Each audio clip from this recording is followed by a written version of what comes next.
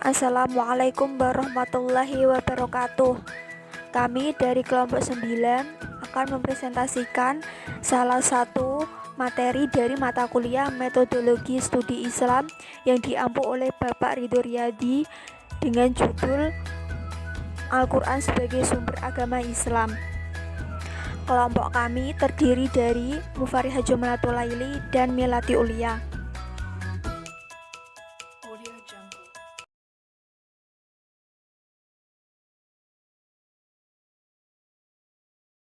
Pokok-pokok pembahasan dalam video ini meliputi yang pertama pengertian Al-Quran, yang kedua nama-nama lain dari Al-Quran, yang ketiga pokok-pokok isi kandungan Al-Quran, yang keempat fungsi dan manfaat menerapkan Al-Quran dalam kehidupan sehari-hari, dan pokok pembahasan yang terakhir adalah kelebihan Al-Quran dari kitab lain.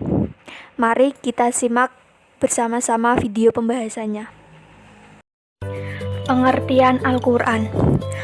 Al-Quran adalah kumpulan kalam Allah yang diwahyukan kepada Nabi Muhammad SAW sebagai pedoman bagi seluruh umat manusia. Kita dianjurkan untuk membaca Al-Quran. Membacanya saja kita sangat dianjurkan, apalagi menerapkan pada kehidupan sehari-hari, bahkan mempelajarinya.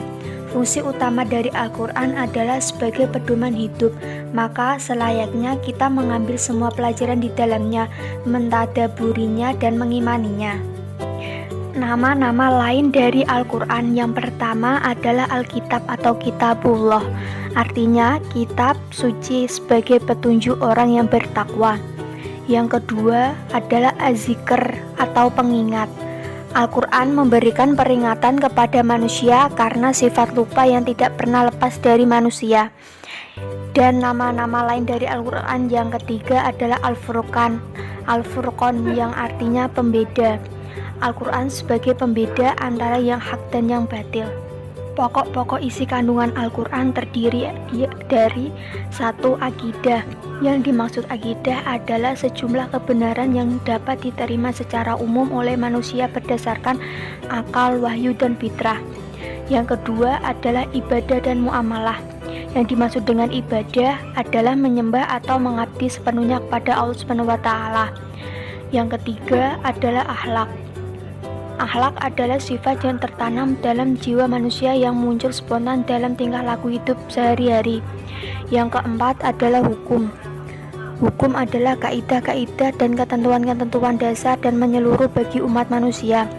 Yang kelima adalah sejarah atau kisah umat terdahulu.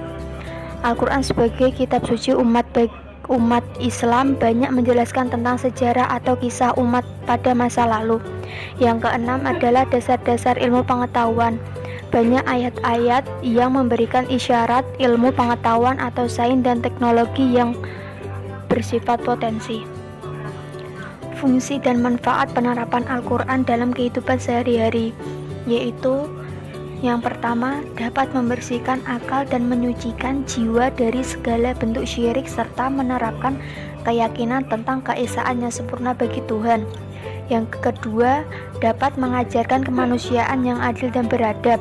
Yang ketiga, mengajak manusia berpikir dan bekerja sama dalam bidang kehidupan.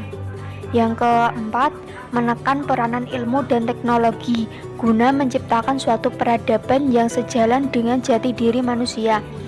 Yang kelima, dapat memadukan kebenaran dan keadilan dengan rahmat dan kasih sayang. Yang keenam, dapat membasmi kemiskinan material dan spiritual, kebutuhan, penyakit, dan penderitaan hidup. Al-Quran memiliki kelebihan dibanding dari kitab lainnya, yaitu yang pertama, Al-Quran memuat ringkasan dari ajaran-ajaran ketuhanan. Yang kedua, Al-Quran merupakan kalam terakhir yang diberikan sebagai petunjuk untuk manusia. Yang ketiga, adanya Al-Quran itu dikehendaki Allah. Yang keempat, Al-Quran disampaikan kepada semua akal, pikiran, dan pendengaran. Sekian presentasi yang dapat kelompok kami presentasikan dan paparkan. Semoga video ini dapat membawa manfaat bagi kita semua. Mohon maaf apabila ada kesalahan dan kekurangan. Sekian, wassalamualaikum warahmatullahi wabarakatuh.